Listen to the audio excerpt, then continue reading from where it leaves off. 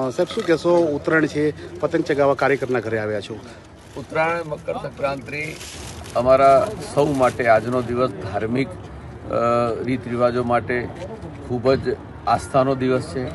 આજે બધા જ પવિત્ર તહેવારો આજથી શરૂ થઈ જાય છે. દરેક લોકો મંદિરમાં જઈને ઘરે પણ પૂજા પ્રાર્થના અર્ચના કરીને પતંગ ઉત્સવનો આનંદ લોકો મેળવતા હોય છે. આજે સમગ્ર શહેર રોડ ઉપર નહીં પણ તમને ધાબાઓ ઉપર અને મકાનની છત ઉપર જોવા મળશે. લોકો ખૂબ ઉત્સાહ અને ઉમંગથી પતંગને ઉડાવતા હોય છે, પતંગનો આનંદ માણતા હોય છે. પતંગ ઉત્સવ તરીકે પણ આજનો દિવસ જે ઓળખાય છે. હું આજના દિવસે બધાને ખૂબ ખૂબ શુભકામના પાઠવું છું કે આપણા વચ્ચે ભાઈચારો, સદભાવના અને બધાની વચ્ચે આપણા સમાજને, રાષ્ટ્રને અને બધાને આપણે કોમી એકતાના પ્રતીક તરીકે બધાની સુખ સમૃદ્ધિ અને ભગવાનના આશીર્વાદ મળે એવી કોંગ્રેસ પાર્ટી તરફથી બધાને ખૂબ ખૂબ શુભકામના પાઠવું છું.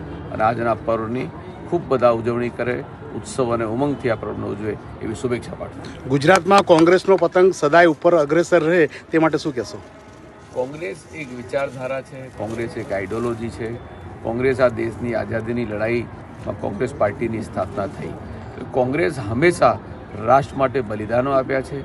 આ દેશની એકતાને અખંડિતતા ટકાવી રાખવા માટે કોંગ્રેસ દેશની અંદર સામાન્યમાં સામાન્ય વ્યક્તિ હોય, છેવાડાનો નાગરિક હોય, એના પ્રાણ પ્રશ્નો જે છે, આજે લોકોને પાયાની સુવિધાઓ છે, આજે લોકો યુવાનો બેરોજગાર છે, મોંઘવારી છે, ખેડૂતોના મુદ્દાઓ છે, અનેક શિક્ષણના મુદ્દાઓ છે, આ તમામ બાબતો ઉપર કોંગ્રેસ આજે લોકોના હક અને અધિકારો માટે સંઘર્ષ કરી રહી છે, લડી રહી છે. એટલે કોંગ્રેસ પ્રજાના સાથે છે. પ્રજાના હક અને અધિકારો જ્યારે કોંગ્રેસ સત્તા પર આવી છે, જ્યારે કોંગ્રેસે જે નીતિ બનાવ્યા છે, નિયમો બનાવ્યા છે, એ લાખોને કરોડ દેશવાસીઓ માટે બનાવ્યા છે, વંચિતો માટે બનાવ્યા છે કે તમામ લોકોને અધિકાર મળે, તમામ લોકોને સામાન્ય અધિકાર મળે.